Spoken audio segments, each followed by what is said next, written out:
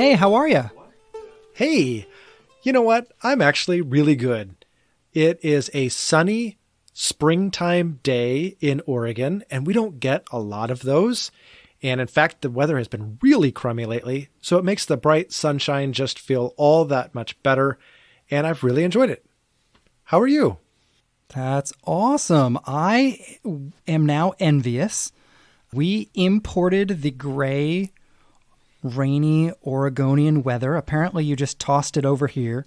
And so today was a gray, rainy, kind of ratty day, honestly. And fortunately, it will not be like that tomorrow. So I am looking forward to a lovely day. I have a run planned first thing in the morning tomorrow, and the weather's supposed to be gorgeous. So I am hanging on, looking forward to that. And also, I have to tell you, I was on the phone with one of the other guys at my church who travels a lot for his job, and he was driving through the part of Oregon where you live and work, and he threatened to do a number of things that required the calling of 911, and the only thing that stopped him was the fact that I knew you were not working today. Oh, that's fantastic. My wife and daughter came by my work the other day, which is kind of a rare treat. And I told them when they got there to let me know, and I would buzz them through the gate. I said, if I don't answer your text, though, just call my work number. And then I said, no, really, the supervisor number, not 911. Yeah, you don't want your family being like, hey, is my husband there? Is not what a 911 operator wants to hear. Yeah, for sure. Thankfully, we don't live in the same county where I work, so I know I'm not going to take a 911 call, like a genuine one, from my family. So I think that would be the hardest thing. And I know of stories that's happened. So I can only imagine that would be so horrible. But I'm assuming that's not why you called, though. What's on your mind? Yeah, I actually have fiction reading on the brain, and we got to capitalize on this because it's not often on my mind, and you're the fiction reader in the friendship. So I'm coming to you with some thoughts, but I want to pick your brain on why Christians should incorporate fiction reading into their life. And I'll tell you, there's two things that prompt my thinking here. One is that I just finished Andrew Peterson's first book in his trilogy, The Wingfeather Saga. And that was so much fun. It's such a great story, but then he also weaves in all of these just silly tidbits, and I don't know, he lots of tongue-in-cheek stuff throughout the whole book, and it was amazing. I laughed and I was really into the story the whole time. So it was just great. So have you seen any of the show? No, I know that it's being turned into a cartoon, but no, I have not seen any of it. Yeah. Most of season 1 has dropped and I have not watched it yet. I had forgotten actually that it was coming out until this very moment. But it's supposed to be quite good. Oh, awesome. I totally want to see that. But I want to finish the saga first. I want to finish the trilogy first. Oh, sure. So that's totally on my mind, and I just thoroughly enjoyed it. In fact, I would attribute some of my good mood even today to having recently read this. I just enjoyed it so much. But then the other reason I want to pick your brain about it, and specifically why I think it's good for this podcast, we talk a lot about spiritual formation on this podcast. And what I'm fascinated by, my spiritual formation professor has assigned us different practices to try out all throughout the semester. And so we're currently, this 2-week block, we are all assigned the practice of doing an examen. And so we're reflecting on our day through a kind of a scripted prayer to, with the cooperation of the Holy Spirit, review our day and just kind of lay it before God. So that's the examen. But coming up soon, our assigned spiritual practice is fiction reading. Ooh. Isn't that amazing? I think that's awesome. And especially for a bunch of people in seminary, right? this is definitely a spiritual practice. This is a break from the norm. And so I just want to kick it around. Why read fiction as a spiritual practice? That's amazing. Man, I have so many but you said you've been reading some fiction lately, and you said the Peterson series. Anything else that you've been reading? So I think I mentioned a number of episodes ago that I started rereading the Lord of the Rings series, and that is still in progress. I had to wait a very long time for the next book to come available at the library. And then somehow or another, it like auto deleted off of my wait list. And so then I had to get back in line, and I'm so irritated. So that is still in progress, but it's still going to be a number of weeks before I can resume that. And I'm waiting in line for the next Wing Feather Saga. And then I was just talking to my daughter. Have you read anything by Chaim Potok? You successfully got me to read The Chosen in college, and I loved it and still remember it. But it's the only Chaim Potok book that I have ever read. It's phenomenal. But there's another book that I want to reread of his called Davita's Harp. And the character development of Davida herself is so amazing. It's one of those enduring characters that lives in your soul long after you've finished the book. And it's time for me to revisit Davida. So that's on my mind. And I think I'm also working my way through the Dragon Flight or the Dragon Quest books. So that's my fiction reading right now.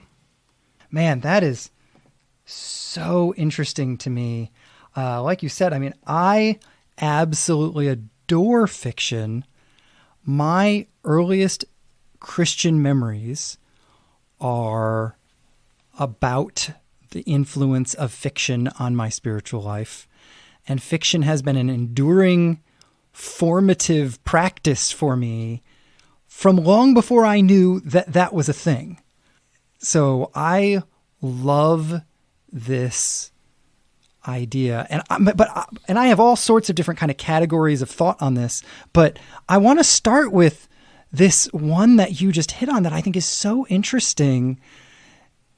You talked about the fact that Davida is a character it's time for you to revisit. And one of the things that I think great fiction does is it allows us to get into the head of a variety of different kinds of characters, sometimes that we can relate with and sometimes that we can't relate with. And this, I think, idea of being able to get in somebody else's head and experience is really profound. Do you know what I mean? Yeah. You're exactly right. And Davida, the reason why I want to revisit Davida is because I've lost a lot of her story. I have forgotten what drew me to the story. It's been about 15 years since I've read it, maybe even 20. And I don't know why anymore that I have this longing to revisit that character. I just know how reading that book made me feel. And I felt what she felt. And that idea of empathy that you're talking about, that's exactly what it is. So I'm left with a feeling and nothing to attach it to anymore because I've lost the storyline. So I feel like I need to revisit the storyline because there's something I feel in relation to that character and I don't know why. Yes. I know exactly what you mean. I have this kind of emotional connection to a number of moments in stories that I have read, as well as shows that I have watched. If it's okay to broaden this conversation out, I think it's better for it to be about fiction in general than just about written fiction, if that's all right. Yeah. And the first and oldest memory I have of this kind of emotional connection with a character is with the most formative fiction in my life, which is The Chronicles of Narnia. How old were you when you first read The Chronicles of Narnia? That's a really hard question because I feel like at least the storyline of The Lion, the Witch, and the Wardrobe has been with me throughout my whole life. But it was probably in my college years, maybe even after college, that I read the entire set. So parts of the story have been with me for a long time, but that to me is actually a more recent, it's an adult acquisition. Oh, interesting. Okay, so for me, I was mid-high school, maybe early high school, and I actually discovered these books on the shelf. I have a couple of older sisters that are from my dad's first marriage, and so they never lived in the same houses. And I was visiting one of them, and she had the whole series on her shelf, and I had never read them, and I borrowed them. And there are a number of moments in these stories that are still deeply formative for me where I connected with a character. Like in The Magician's Nephew, there is this moment where the main character, or one of the two main characters, this boy named Diggory, he has made a huge mistake. And he meets Aslan for the first time. And he knows he has really jacked things up. And Aslan looks at him in the eye and says, "Son of Adam, only you and I in this world have ever known sorrow. Shall we be friends?" And that shame that he feels in that moment, and the divine response of the Aslan, who is the character that takes the place of God in the story. Man, I have lived in that moment much of my life, and in my healthiest moments, when I make a mistake, the best thing that I can hear is God whispering to me through that story, "Shall we be friends?" Which gets off, I really was starting off to talk about the character development and my relation to what Diggory felt in that moment. And as I'm saying it, I'm realizing I resonated with the moment more than I resonated with the character. So maybe that gets off the point that you were initially making about identifying with characters. But you have, despite calling me the fiction fan in the friendship, do you have moments like that in stories that resonate powerfully with you? You know, I think not necessarily something that resonates so powerfully, but things that I come back to mentally time and again. And the Chronicles of Narnia is a great place for that. But it's probably not as formative for me because I read it in my adult years rather than in my childhood.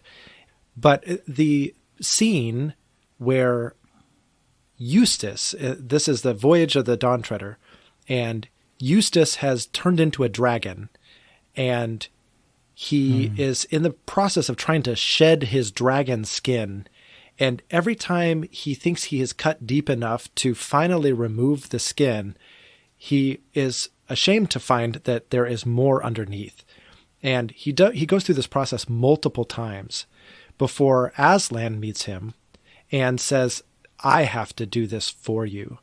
And he digs his claws in deeper than Eustace could have ever imagined and rips this dragon skin from his flesh and tears it off of him, and then tells him to jump in this pool where his raw and tender flesh is suddenly restored. And he comes back out completely restored. And that picture of God's removing of sin, or removing the hardness of my heart, or a variety of different ways I could apply this, the fact that this hurts and is restorative was so helpful. And it's something that you have to put into fiction in order to get the full, as you're talking about, empathy to go with it. The emotion of it goes with it in a way that if you just put it in theological language, it doesn't resonate as powerfully. Well, and this This hits another category that I think is really important, and that's the idea of imagination. We don't often talk about the role of imagination in our spiritual formation, but I think you're hitting on why it's super important. Yeah.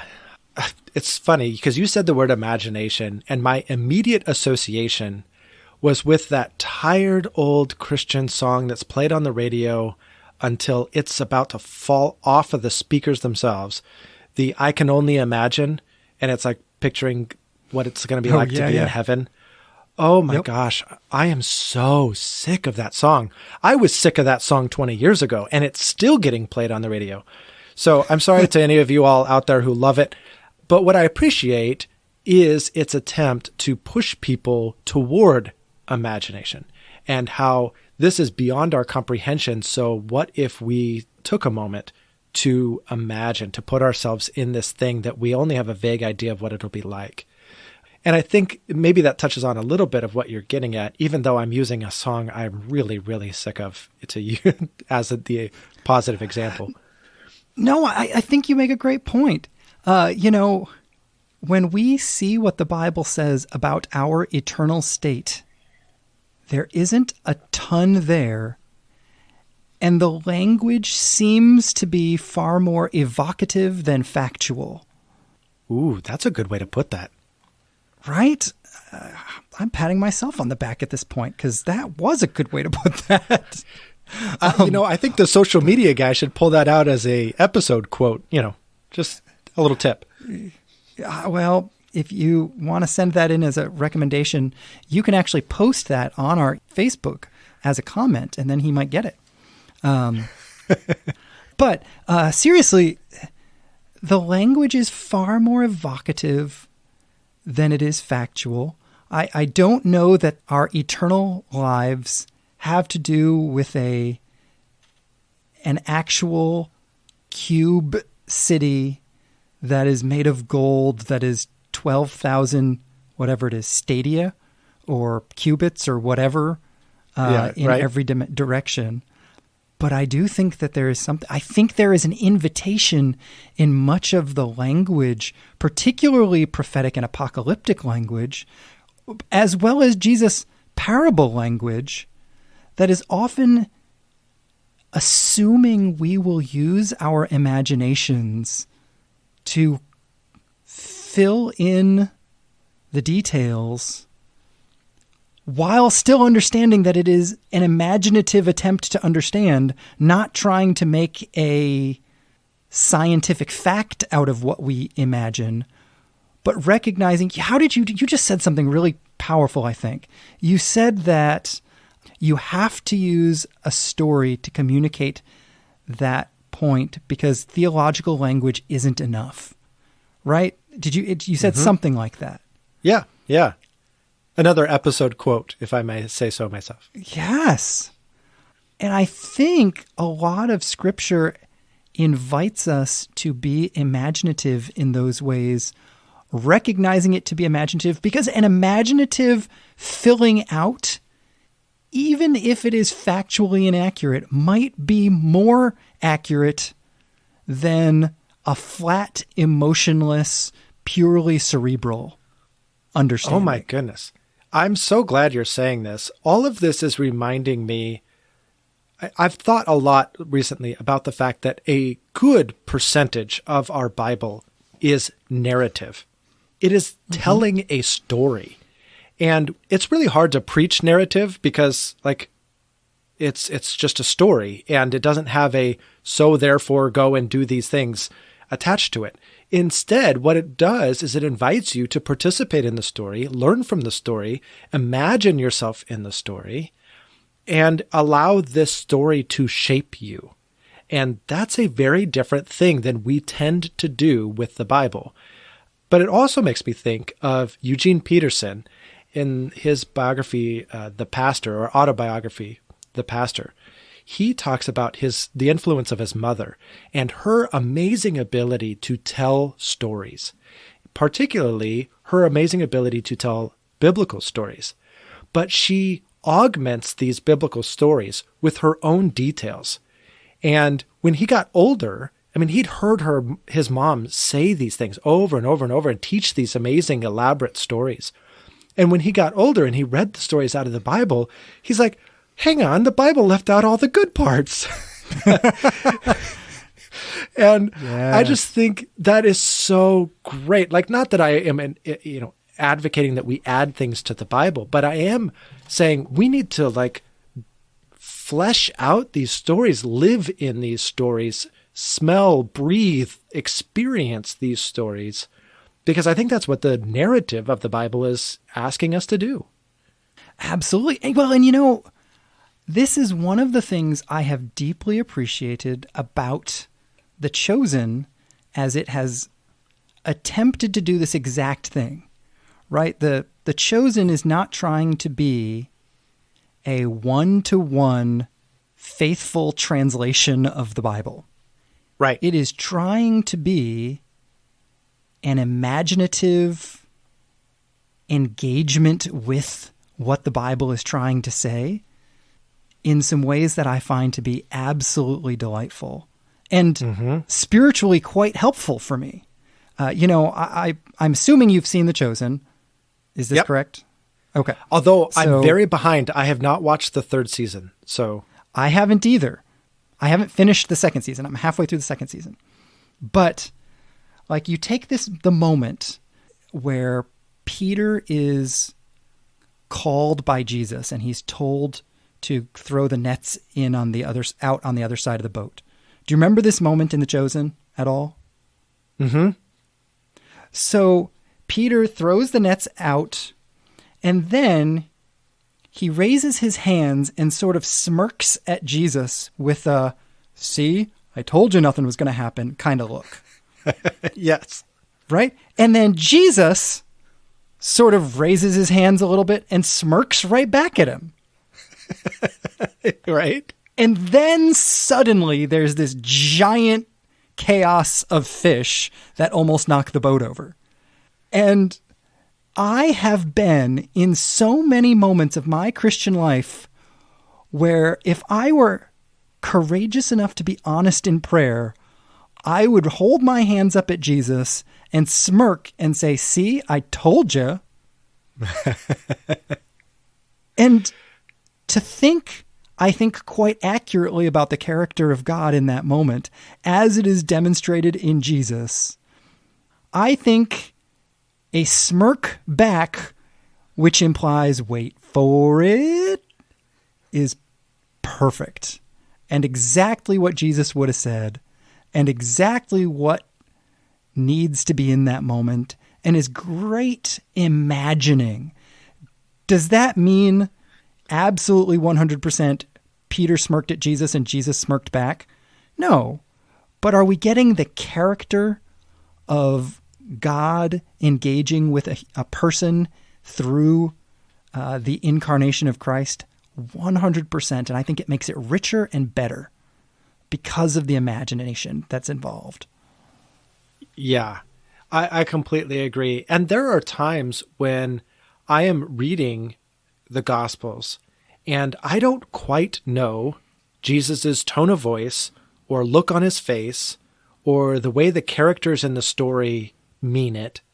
Like, I think his conversation with the woman at the well is one of those times I wish it was caught on video. I want to know what tone of voice was used. What looks were they giving one another? There seems to be, I don't know. It could be tension. It could be playfulness. It could be, honestly, it could be flirtation. It could be a variety of different things. And as I go through the text, I almost try on different tones of voice, or I try on different ways of expressing it, and different looks that they're exchanging, different emotions that they might be feeling, to try to really get a sense of what's happening in the text. Because you read it differently depending on which emotions or whatever you assign to the characters. Absolutely. And kind of in line with that, first of all, I also do this when I'm reading the Bible all the time. I was just reading earlier today the moment where Jesus sees the boat on the Sea of Galilee and the storm, and he walks out to go help them. But then there's this delightful little detail that he was about to walk by the boat. And yes. I constantly find myself thinking, what is that about? But also wondering, like, what was Jesus feeling? Did they see him about to walk by the boat?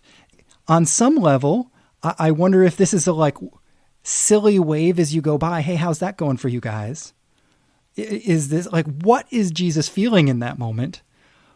But to the point, there's no way he was feeling nothing. Mm. And so any reasonable guess with our imagination, as long as we acknowledge it's our imagination, not inspiration, any reasonable guess, I think, is better than no reasonable guess in those moments, right? Yes. I love that you said it that way. There's no way he was feeling nothing.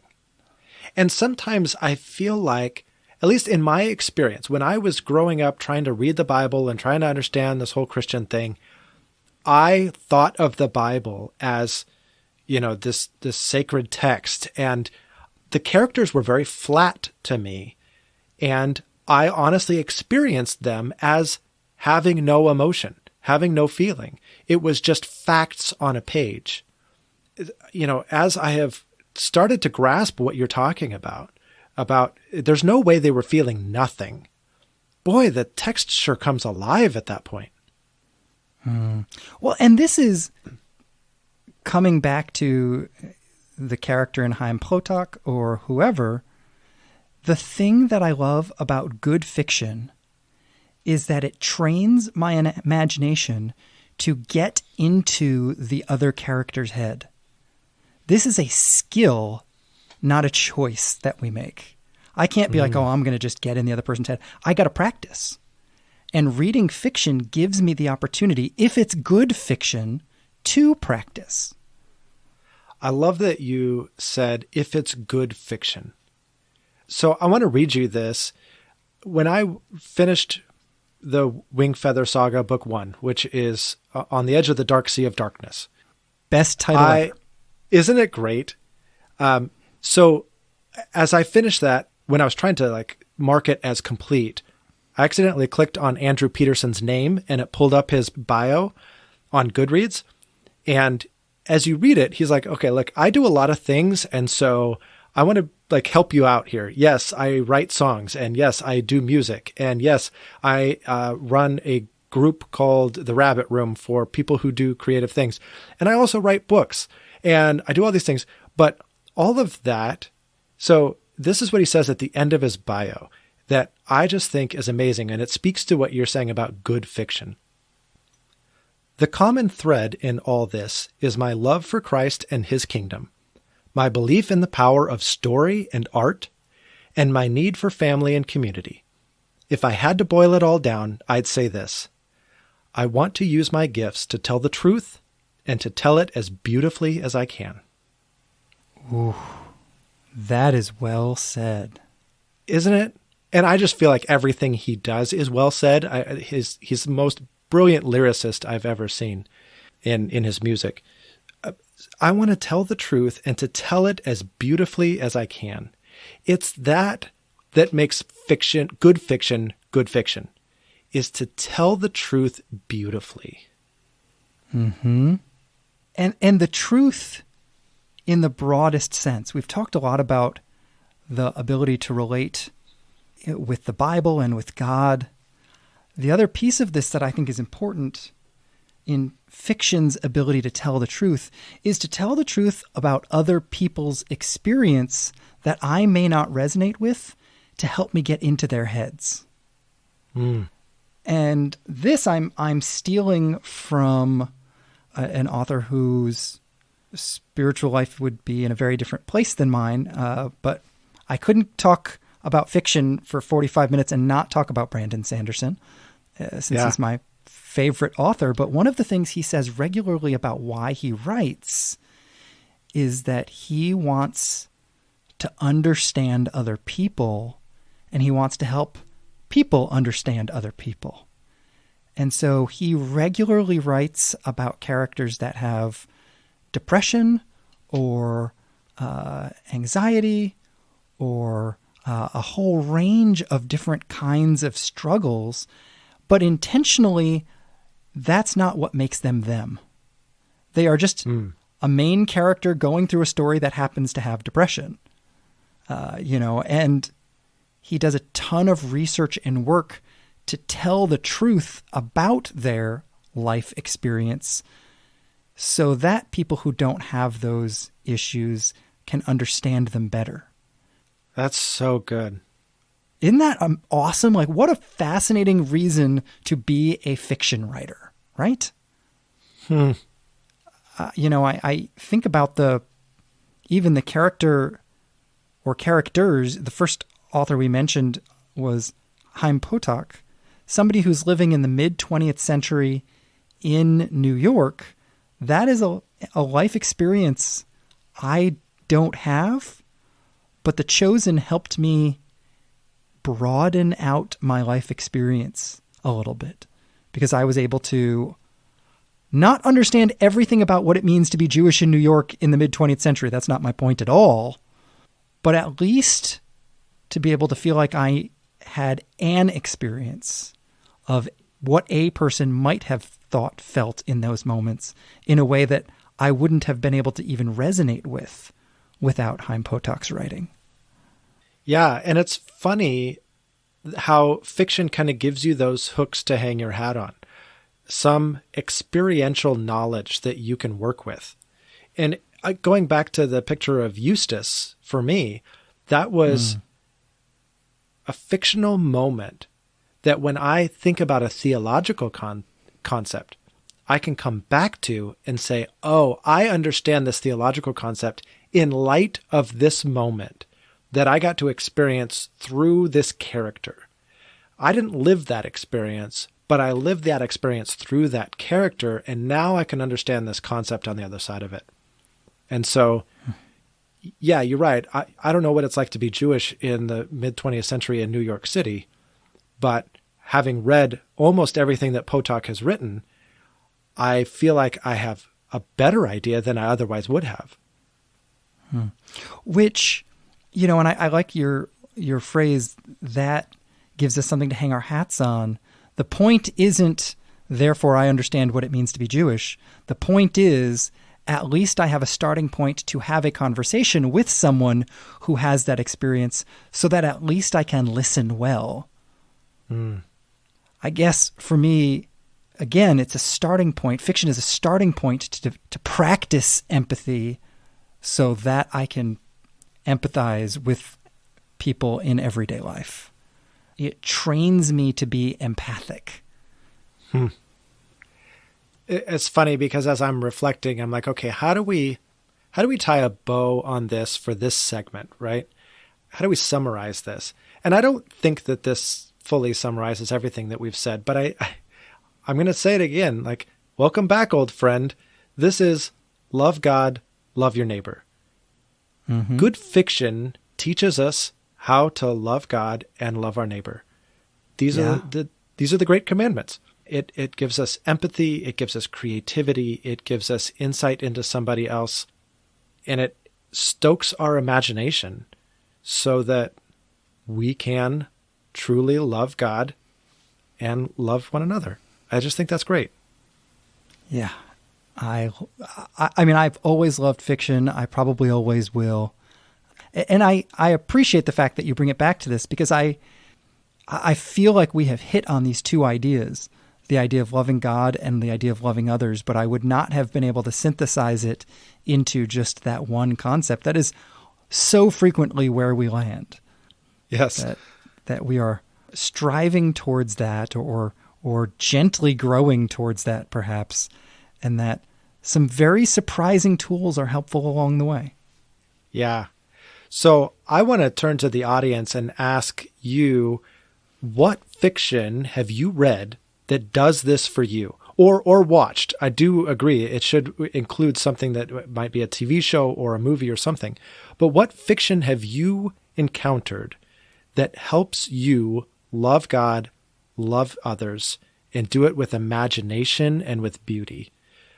I would love to have a list that I can go to. So join us on Facebook, on Instagram, and comment below. What's some good resources that we can all go to engage our imaginations this direction? So with that, Josh from Missouri, what else have you been thinking about? The thing that I've been thinking about actually dovetails with this conversation quite nicely. I started a new listening/reading experience. It is a fictional audio-only production in the form of a true crime podcast that has 6 episodes. I don't even know what to say I started. And that's exactly my point. The thing that I'm thinking about is how our concept of fiction is broadening out in a lot of different ways right now. The fact that we have fictionalized serial audio things is in some ways deeply reminiscent of the late 1800s or whenever fiction magazines were coming out that like serialized things like Sherlock Holmes and Charles Dickens and things like that. But it's still it's an odd thing to me that the form of fiction is diversifying from graphic novels to podcasts to all sorts of different things. And I don't know that I have a lot to say about this other than I find it fascinating that a story can be told in a host of different mediums. And I am intrigued to see what those mediums do to contribute to our storytelling abilities over the next 10, 20 years. I think what that says to me is that we are just story people. Humans are drawn to story, to tell story, to hear stories. That's just part of our makeup. And so whatever mediums exist in our own generation, we're going to use them to tell stories. Yeah, absolutely. I heard an interview with the author of this. His name's Dan Wells, and he writes a lot of suspense thriller kinds of things. And he was actually even talking about the potential for fully immersive stories using Alexa in your home. Like, he's very intrigued at the idea that you could be listening to a thriller story and then suddenly you hear a door squeaking in another room of your house via Alexa, or you hear a squeak. Like, he is very intrigued to try to utilize the existing technology. And again, I'm just really intrigued to see where that goes, because that's a fascinating concept. Wow. It's really cool how people think so outside the box. That's amazing. Right? Yeah, I love it. But what about you? What else have you been thinking about? All right. I'm super excited by this, but it has nothing to do with anything that we've talked about, except maybe thinking outside the box. Maybe that's the tie-in, but that's as close as I've got. Hey, that is the point of this segment, is that there doesn't have to be a tie-in. Right. I think it was more just like a cue to you and to our listeners, like, okay, hard left. We're going to take a hard turn here. So Dean. Bingo. So Dean emailed me about 2 weeks ago and said, hey, I ran across this idea from Gary Burge. What do you think of it? And I've been stewing on it ever since. And then it so happens that the exact passage in question, my pastor preached on this last weekend. So like, I'm doubly thinking about this. So the text is John 9, and this is the story of this guy that was born blind. And the disciples ask, hey, who sinned? Like, him or his parents? Or like obviously this guy is cursed with blindness because of some sin. So whose was it? And Jesus says, neither this man sinned nor his parents sinned. But this happened so that the work of God might be displayed in his life. That is how the NIV translates it. In fact, that's not altogether different from any other major translation. Gary Burge, however, argues that the punctuation is in the wrong place. Have you encountered this? Oh, I'm so excited. Okay, so I actually, with my limited amount of Greek, so the normal translations of this would be directly opposed to a typical Greg Boydian approach to the text. Like Greg Boyd's theology does not fit the text. Correct. And I went to the text myself years ago and said, hold on, there's no punctuation here. It could also be punctuated this other way. But I never went past like randomly wondering if anybody who actually knew Greek thought that. And so please tell me what he says, because I'm curious if it was my left field guess on another way this could be punctuated. Yeah. So he argues, so that in the Greek, but this happened so that the work of God. So anyway, he argues that it should have been a full period. Neither this man sinned nor his parents sinned. Period. Then, but in order that, and that's where the NIV gets, but this happened so that. It literally in Greek, though, it's al hina, but in order that. He says that should carry on into verse 4, and we should literally read it like this. But so that the work of God might be displayed in his life, it is necessary for us to do the works of him who sent me while it is still day. In other words, I'm not going to answer that question. It didn't happen because of his sin. It didn't happen because of his parents' sin. I want you to drop that, and I want you to focus on what I have to say. And what I have to say is, while it is still day, I want you to focus on doing the works that God has us to do, and that's going to result in the work of God being displayed in his life. Yes. Okay, tell me your thoughts about that. I think it's entirely plausible.